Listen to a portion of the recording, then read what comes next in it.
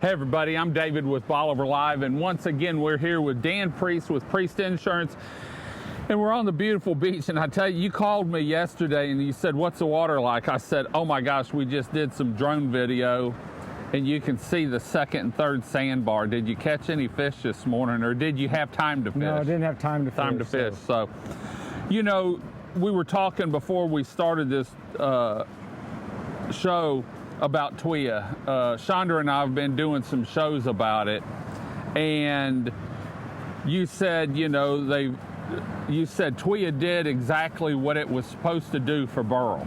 Yeah, it did. And we're talking about rate increases now, but really a lot of people have already had a rate increase because, you know, there was a comment, and we touched on this on the show. David made a comment, I had to up my insurance because my home value's gone up, so it went up. I forget what he said. I thought he said it was 10%. Yeah, something like that. Went up 10%. But now, and the average from what Chandra said is 13%, but now they're talking about a rate increase. Right. Well, if they get their 10%, now his insurance just went up 23%. Right. Is that, am I thinking right? Yeah, you are. So there's a couple of things that happen with rates with Texas windstorm. One, you can have a rate increase, which the cost per thousand goes up. And, right. And TWIA really hadn't had a rate increase per se in quite some time. But they've had a building, what do they call that? Building increase? Building cost increase. Okay. You know, and it's really reflective of the environment. Since Hurricane Ike, we go back to Hurricane Ike all the time because it seems to be a benchmark. You know, the cost of building a house was $2 a foot, maybe, okay? Or a little less in some cases. Now, you know, $2.50, $3 a foot, so the cost of building has gone up. So the same 1,000 square foot house you might could have put up for 175, 180, it now costs you $280 to put up. So that insurance to value thing is real, and it has to go up to keep pace with the average cost, because nobody wants the rates to go up, but if you have a claim, you want your house put back. And they have to have enough money in the pot in order to cover that. Whether it's they've saved for 1 year, or maybe we've gone 4 or 5 years without a storm, they have to have that money in the pot. Now, we just had Beryl the 1st of July, and from what they're saying, it sort of deleted that pot. It depleted it, yes. Depleted it. There are, you know, so they've been setting aside reserves for years, and every once in a while you get a storm. Just because we're here in Bolivar does not mean that they haven't had an issue in Corpus Christi. In South Texas, Corpus, or somewhere. So those storms have come and gone, and overall, there's been enough money that's come in that has been set aside into the first layer of defense for claims payment into their reserves, okay? So now you had a little bit bigger storm in Beryl that caused some more damage, specifically down, as I understand it, on the southern half of Galveston. Right, Galveston down to Matagorda. Right, and those reserves got depleted. So now, if there's another storm, those reserves aren't going to be there, and they're going to have to go to the second line of defense to order to obtain some money, and then having to rebuild that money back into the... And pay for that second line. And pay for that second line, okay? That's reinsurance, isn't it? Yes, that's one of the ways, one of the lines of defenses they have. They also have, if I'm not mistaken, a third defense where all the insurance sort of absorbs it or something. Yeah, they share it out based on their market share in the market share. Yeah. What's your feelings on where do you think this is going to go? It's been sent now to the Insurance Commission. Mm-hmm. It had to be plotted or sent in by the 15th of August.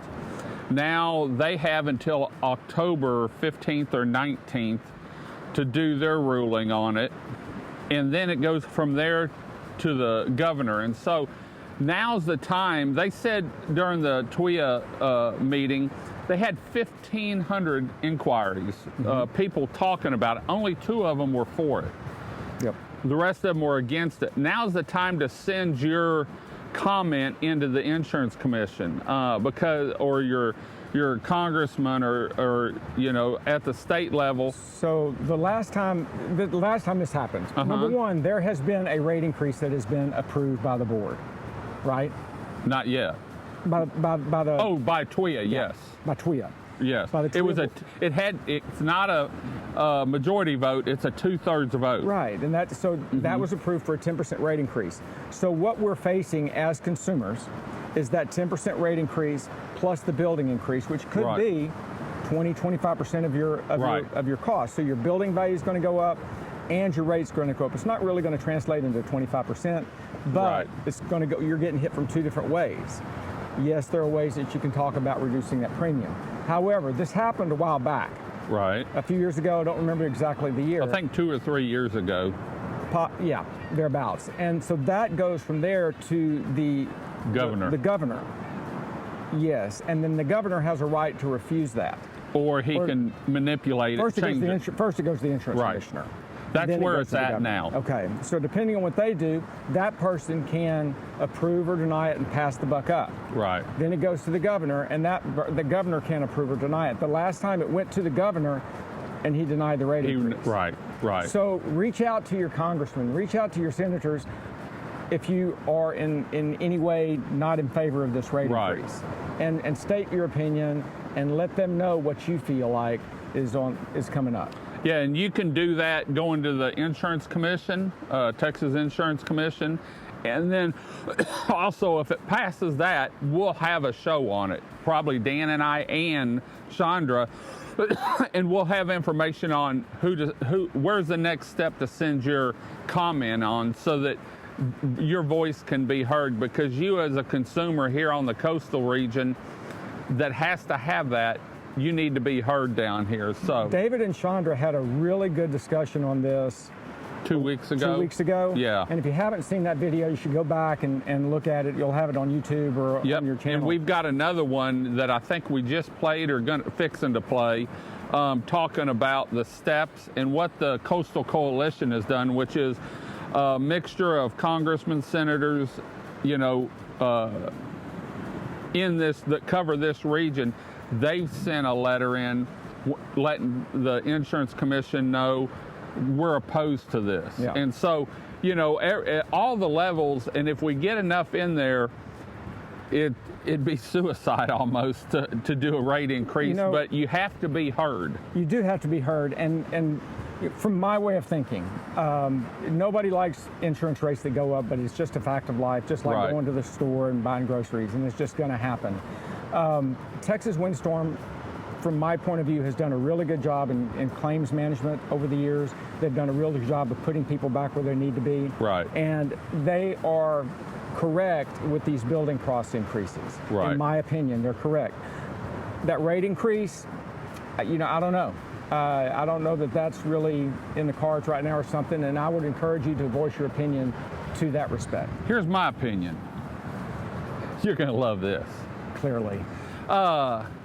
We had a building cost increase. Yeah. Okay. Went up an average, from what Chandra said, 13%. Why do we need a rate increase? You went up to cover the added building costs. Am I not seeing something right? No, just one of the things with rate is propensity. Okay, how many times claims are happening. So if they're getting some sort of feel that there's a propensity for more claims, that for me that would justify a rate increase a little bit. Okay. And I'm not privileged to all that information to know that, but that would be a rate issue. And I really aren't. Yeah. So anyway, we're going to be covering this more over the next month and a half, 2 months, as it goes through the steps, because with Dan being the insurance, I wanted to get his perspective of it, and then with Chandra being in the engineering and on the board, I wanted to get her perspective of it so that we know exactly what's going on with the TWIA insurance, because if it keeps going up, we're going to see some houses go up for sale just because people can't afford it. Just because it's going to be hard to afford, or there will be more on the rental pool, which is going to dilute that. So it's, where you are right now, and we've talked about using deductibles as a way to change your cost. But when you do that, and you have a storm like Beryl or a little bit bigger that takes your roof off, you file a claim, and your deductible on your 2,000 square foot house is, in fact, you're having a new roof put on now by choice because of Beryl. So, Dan, thanks for joining us on this beautiful day here on the Upper Texas coast. We'll be back with more information in the coming weeks on the TWIA insurance ordeal. Until next time, I'm David with Bolivar Live with Dan Priest with Priest Insurance Agency. Y'all have a great day, great week. Come see us. God bless, and bye-bye.